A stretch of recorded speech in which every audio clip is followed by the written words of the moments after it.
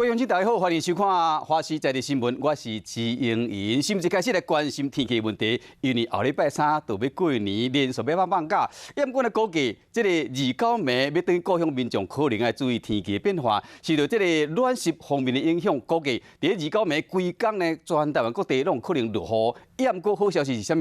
为初日开始，天气就慢慢较稳定。初日开始稳定了，就真适合出去佚佗。这几天要注意是啥物？各地早暗的温度差真大。中南部呢，早暗甚至会相差超过10度以上。要过年啊，不管是赶要办年会，或者是赶要送礼，拢有日头咧陪伴。日时的天气真好，不过到暗时可能就会开始有秋冬的凉意。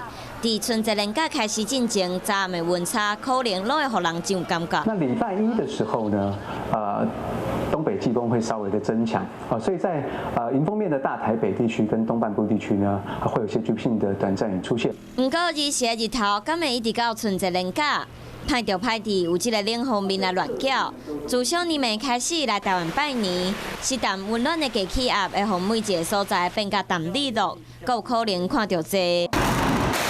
小年夜的时候，预计呢，台湾地区会受到锋面的影响，那各地呢都会出现明显的降雨，甚至是会有雷雨的情况出现，而且在中部以北跟东北部地区呢，还有可能出现局部性比较大的雨势。来看春节的天气，在好小年尾，全台湾各地拢会落雨，返乡的交通嘛有可能受到影响。为了每迄天水汽开始减少，每一个所在也是会有烂山啊雨。到初一水汽搁较少，敢若剩风头面的北部、东北部会落雨。初二会使放心出门，因为日头搁转来，真适合出去外口行行看看咧，好好享受这难得的春节连假。